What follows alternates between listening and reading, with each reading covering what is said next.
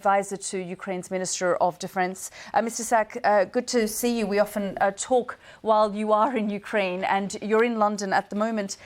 Terrible day for Ukraine. We haven't seen this level of violence for some time now. Yes, Yelda, indeed, this is a very terrible day, and I'm afraid the figures have become even worse. 23 people were killed in the relatively small town of Uman, and among them there are 4 children. So this is another reminder that we are dealing with a terrorist state. And, you know, incidentally, only yesterday the Parliamentary Assembly of the Council of Europe has recognized Russia's actions as genocide.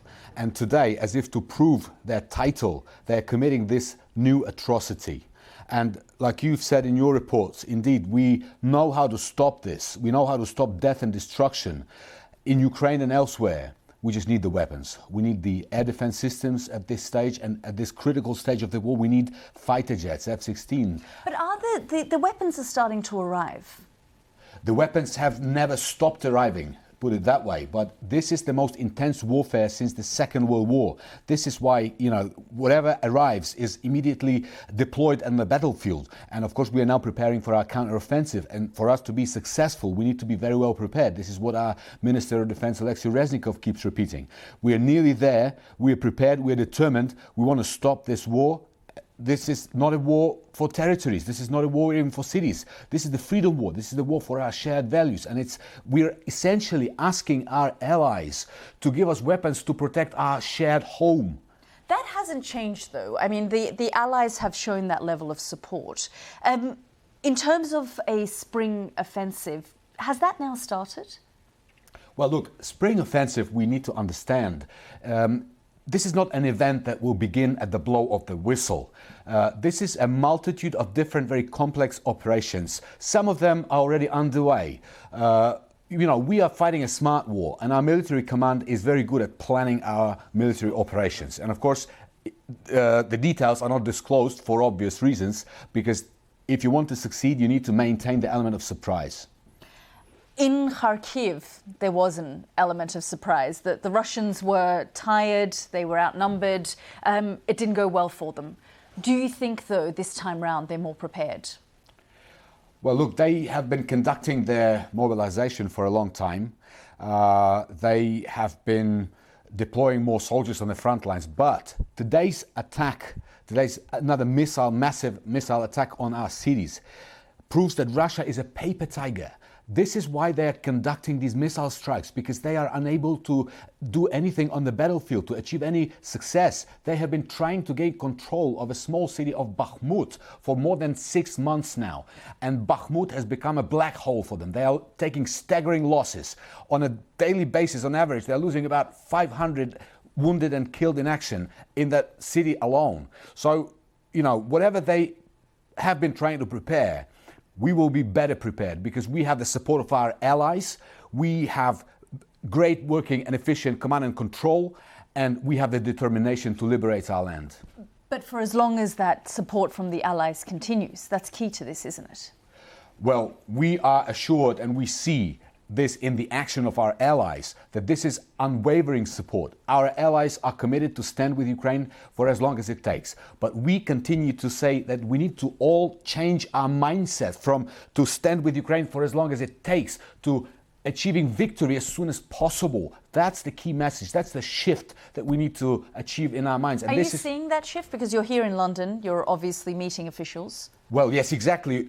Just a few days ago almost, right? There was the Ramstein meeting held at the Ramstein airfield in Germany. And in fact, during that meeting, our minister, when he came back, he said that, look, I can see that most of our allies are now confident in Ukraine's victory, and everything is being done now, you know, from the supply of ammunition to tanks, heavy artillery, to help Ukraine achieve that goal. But we always say that we need to be, all of us, as the coalition of free nations, we need to be one step ahead of our enemy, not one step behind. Do you currently feel like you're one step behind? On some positions, yes. Like what? Like, for example, the fighter jets. Now, this is an issue that has been discussed for such a long time now.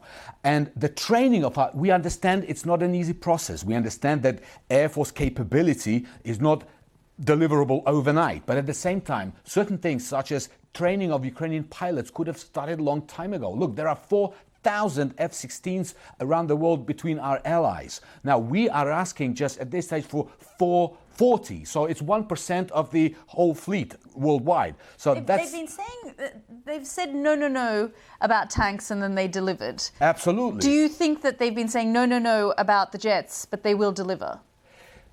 Impossible is possible. It only takes a little longer. We have seen this. And like you said, Patriots, heavy artillery, you know, we've started with javelins and stingers. Even they were not possible. And now we have almost everything, but we need fighter jets to complete our air defense systems. Because look, Russians are taking off 50 kilometers from the Ukrainian airspace, launching gliding air bombs, and we at the moment have nothing to scare them away with, to deal with them, right? So if we have fighter jets of fourth generation F-16s, Russians wouldn't dare even to take off. I mean, Volodymyr Zelensky came to London and made this very point. Wings for freedom. Yeah, and he handed that fighter jet helmet. Yes. Do you think they're listening, though? Is the mindset shifting and changing, do you think? It's shifting every day, but, you know, in different countries at different pace.